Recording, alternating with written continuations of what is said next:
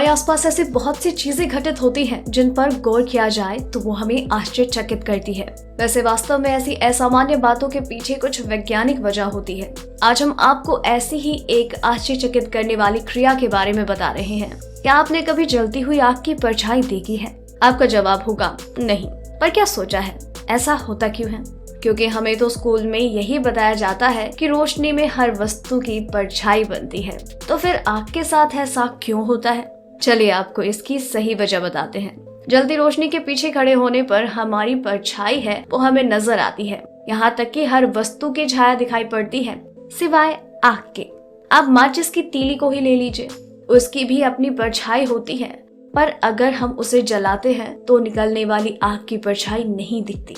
आप चाहे तो इसे आजमा कर भी देख सकते हैं। जब आप माचिस को जलाते हैं तो उस वक्त उसकी चिंगारी की छोटी सी परछाई तो दिखती है, लेकिन जैसे ही वो जलना शुरू कर देती है तो उसकी परछाई नजर नहीं आती है। यह बात मोमबत्ती के साथ भी होती है। अगर आप मोमबत्ती को जलाने के बाद उसे किसी दूसरी रोशनी में लेकर आएंगे तो आप उसकी परछाई देखने की कोशिश करेंगे तो आपको मोमबत्ती की परछाई तो दिखाई देगी, लेकिन उसकी लो की परछाई नहीं दिखेगी। चलिए अब जानते हैं इसकी वजह क्या है। दरअसल इसके पीछे विज्ञान का कहना है कि माचिस की या मोमबत्ती की आग स्वयं एक रोशनी है। ऐसे में अगर उसे दूसरी रोशनी में ले जाया जाएगा तो वो परछाई नहीं बनती, क्योंकि वो दोनों एक ही प्रकार के तत्व हैं। वैसे अगर आप माचिस या मोमबत्ती की आग या फिर किसी दूसरी आग की रोशनी की परछाई देखना चाहते हो तो इसके लिए आपको उस रोशनी को उससे भी तेज रोशनी में ले जाने की जरूरत होगी, क्योंकि सूर्य की रोशनी से तेज और कुछ नहीं हो सकता।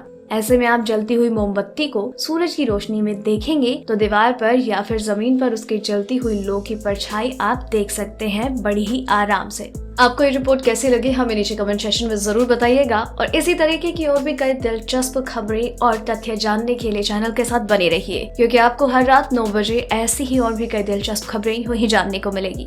डेली ट्रेंडिंग न्यूज की रिपोर्ट सब्सक्राइब करें हमारा चैनल ऐसी ही लेटेस्ट और इंटरेस्टिंग न्यूज के लिए।